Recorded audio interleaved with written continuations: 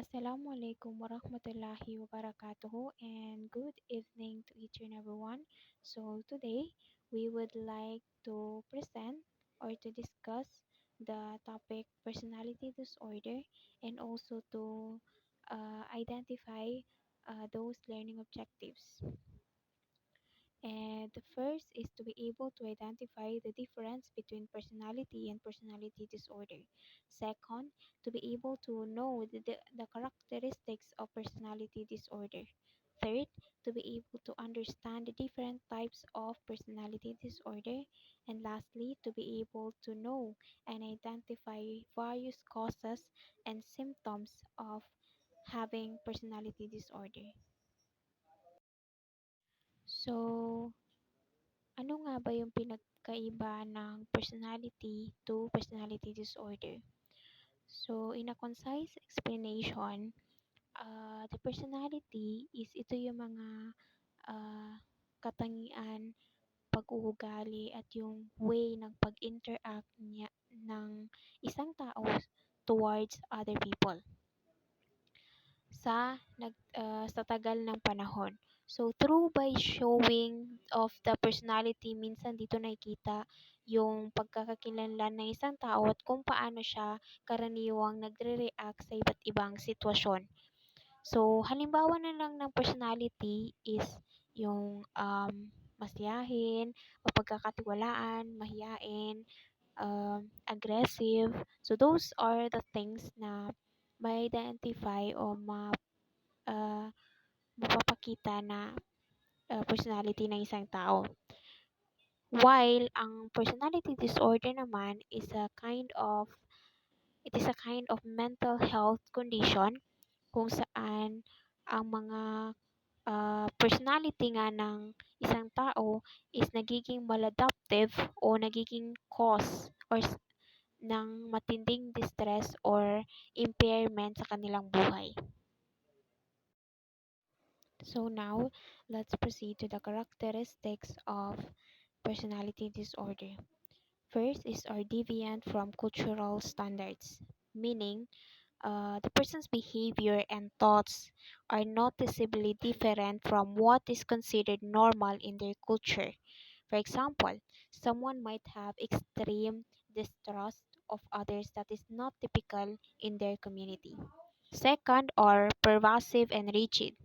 So, many different aspect of person's life and very difficult to change. For instance, someone might consistently have trouble trusting others in both personal and work relationship regardless of the situation. Third is an have an onset in adolescence or early adulthood.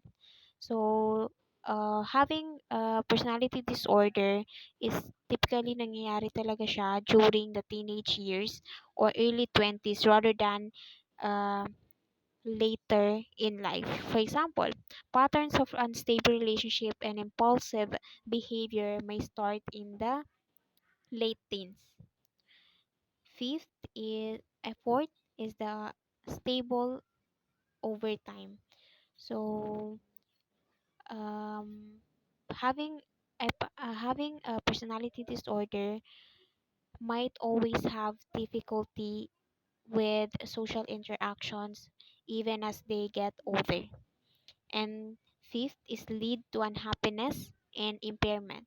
So having a personality disorder causes significant distress and difficulties in daily life. This might mean trouble keeping a job, maintaining relationship, and or feeling happy and fulfilled. Lastly is include maladaptive behavior. So these behaviors and thoughts are counterproductive and harmful rather than helpful. So for example, someone might handle stress by lashing out at others, which only creates more problems instead of solving it. So, according to Diagnostic and Statistical Manual of Mental Disorder, they categorize three main clusters in which each cluster has different symptoms in common. First is paranoid personality disorder, or what we call PPD. So PPD is characterized by a pervasive distrust and suspicion of others. People having PPD often believe that others are trying to harm or deceive them, even when there is no evidence to support these beliefs. Sometimes they lead to it can lead to social isolation and difficulties in relationship. Second is schizoid personality disorder.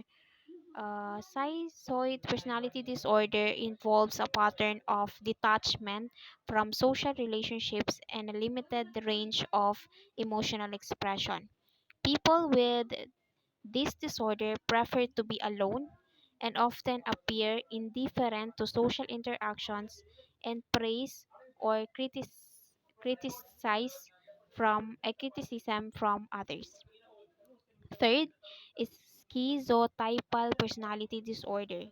So it is marked by acute discomfort in close relationships, along with cognitive or perceptual distortions and eccentric behavior.